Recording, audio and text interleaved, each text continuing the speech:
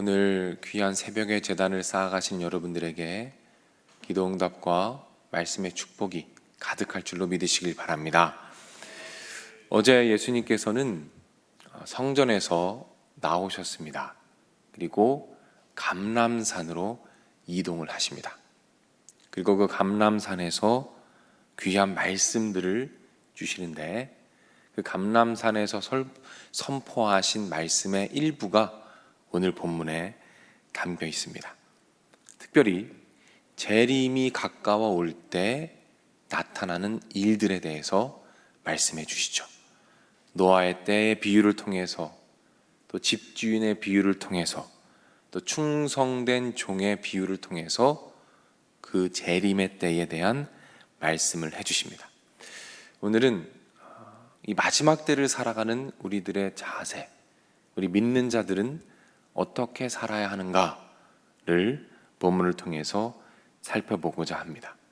먼저 믿지 않는 자들의 모습이 오늘 본문에 등장합니다. 믿지 않는 자들의 모습을 39절 말씀에 이렇게 간단하게 표현합니다. 39절에 보면 이런 말씀이 있어요. 깨닫지 못한다 라는 말씀이 있습니다. 깨닫지 못한다 라는 말씀이 있어요. 여러 가지 징조들이 있겠지만 이 세상 사람들은 예수님이 오시기까지 아무것도 깨닫지 못한다, 이렇게 말씀하고 있습니다. 그래서 오늘 본문 38절 말씀에 홍수전에 노아가 방주에 들어가던 날까지 사람들이 먹고 마시고 장가들고 시집가고 있으면서 예수님이 오기까지 일상의 생활을 그대로 유지한다, 아무것도 깨닫지 못한다, 아무것도 눈치채지 못하고 장가가고 시집가며 밭에서 일을 하며 동일하게 살아가게 된다라는 것을 말씀합니다. 그렇다면 우리 믿는 자들은 어떠해야 하는가? 예수님께서는 우리가 어떻게 이 마지막 때에 살아가기를 원하시는가? 그것을 오늘 보면 42절에 이렇게 표현합니다. 그러므로 깨어 있으라 라고 말하고 계세요. 43절에도 말씀하시죠. 깨어 있어 그 집을 뚫지 못하게 하였으리라. 우리 믿는 자들에게는 이 마지막 때에 깨어 있어라 라고 말씀합니다. 그렇다면 이 깨어 있어라 라는 말의 의미는 무엇일까요? 어떻게 깨어 있어라 라고 말씀하시는 걸까요? 그것은 이 여러 가지 징조들을 바라볼 때 이 믿지 않는 자들이 깨닫지 못하는 것을 우리는 깨달아야 한다는 것이죠. 우리 믿는 자들은 믿지 않는 자들이 보지 못하는 것을 보는 사람들입니다. 이 일어나는 현상이 아니라 그 현상 이면에 있는 의미들을 깨닫는 자들인 것이죠. 불신자들은 깨닫지 못하는 것을 우리는 깨달아야 한다. 그것이 바로 깨어있으라라는 말씀입니다. 여러분 잘 아시는 것처럼 환경 문제가 굉장히 심각합니다. 지구가 병들어 있고 기후변화로 인해서 전 세계가 신음하고 고통하고 있어요. 무더위와 홍수와 지진이 일어나고 있다는 것이죠. 전쟁이 일어나고 있습니다. 약탈하고 빼앗는 전쟁들이 일어나고 있어요. 사람들은 어떻습니까? 점점 악해지고 있다는 것이죠. 치안 강국이라고 자부했던 우리나라에서 마음 아픈 일들이 많이 일어나고 있다는 것입니다. 사람들의 내면에 있는 그 분노와 우울과 억울함들이 부정적인 모습으로 표출되어서 우리를 불안하게 하고 있다는 것이죠. 자, 이런 것들을 바라볼 때 믿지 않는 자들은 무엇을 봅니까? 그 현상을 본다는 것이죠. 아무것도 눈치채지 못해요. 그저 그 현상을 바라보며 불안함에 떨면서 살고 있다는 것입니다. 하지만 우리 믿는 자들은 어떻게 한다고 말씀하십니까? 그 현상 가운데 있는 그 의미를 바라보는 것이죠. 깨달으라는 것입니다. 무엇을 깨닫습니까? 이 혼란스러운 이 땅은 점점 더 어려워져가는 이 땅은 나의 영원한 집이 아니라는 것이죠.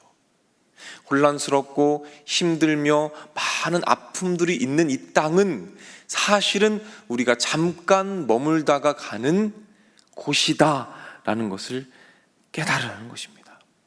나에게는 아무런 아픔이 없고 전쟁도 없으며 아무런 고통이 없는 저 영원한 땅, 하늘이 있으며 그때는 점점 다가고 있다라는 것을 이 모든 징조들을 통해서 깨달으라 라고 말씀하고 계신 것입니다.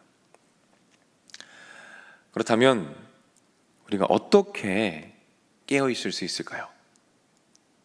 베드로전서 4장 7절 말씀입니다. 7절 8절 말씀입니다. 만물의 마지막이 가까웠으니 그러므로 너희는 정신을 차리고 근신하여 기도하라 라고 말씀합니다. 이 마지막 때가 가까워오고 있는데 너희가 어떻게 깨어 있느냐? 예수님 말씀하시죠? 근신하여 기도하라. 정신을 차리고 깨어서 기도하라 라고 도전하고 계십니다. 사랑하는 여러분, 마지막이 가까울수록 악한 영들은 우리가 기도하지 못하게, 기도에 집중하지 못하고 기도에 혼란스러움을 느끼며 여러 가지로 방해하면서 기도의 길을 막아갈 것입니다. 그럴 때 우리가 기도하는 것이 이 마지막 때를 준비하는 우리들의 모습인 줄로 믿으시기를 바랍니다. 그런 차원에서 우리 교회에 저는 희망이 있다고 봅니다.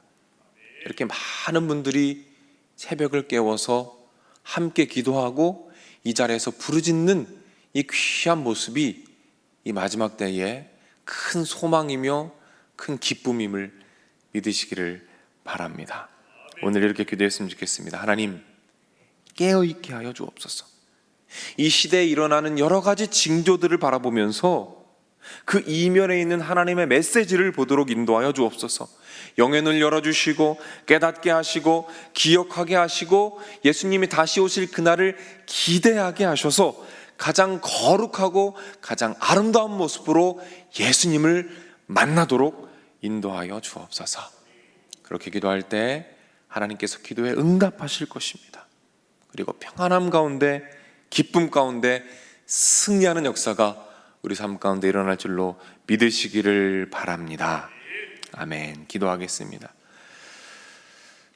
하나님 아버지, 참으로 혼란스러운 시대를 살아갑니다.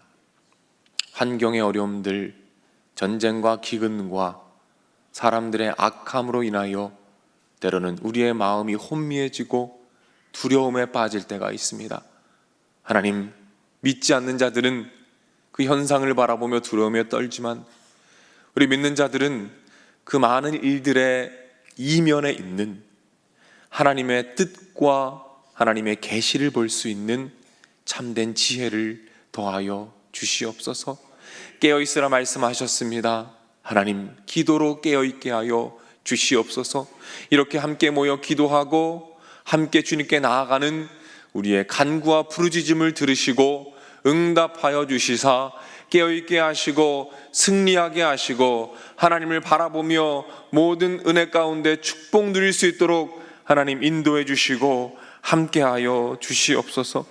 이 새벽 제단을 쌓아가며 눈물로 부르짖고 있습니다. 하나님, 우리의 작은 신음에도 응답하시는 하나님, 이 자리 가운데 부르짖는 모든 것들 주님께서 응답하여 주시옵소서.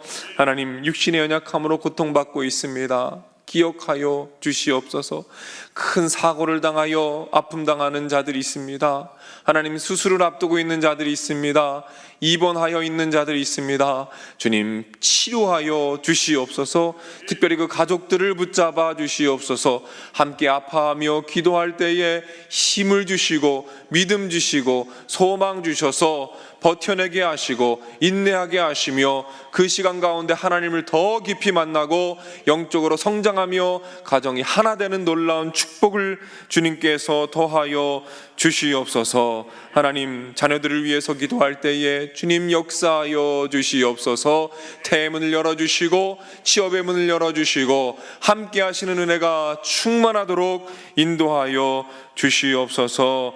해외나 지방에 나가 있는 성도님들 계십니다. 동일한 은혜로 채워주시고 온라인으로 함께하는 모든 성도님들에게도 주님의 은혜가 충만하도록 인도하여 주시옵소서. 우리 교회를 사랑해 주시니 감사합니다. 함께하여 주시고 계속해서 부흥하게 하시고 하나님 기뻐하시는 교회로 성장해 갈 수 있도록 인도하여 주시옵소서.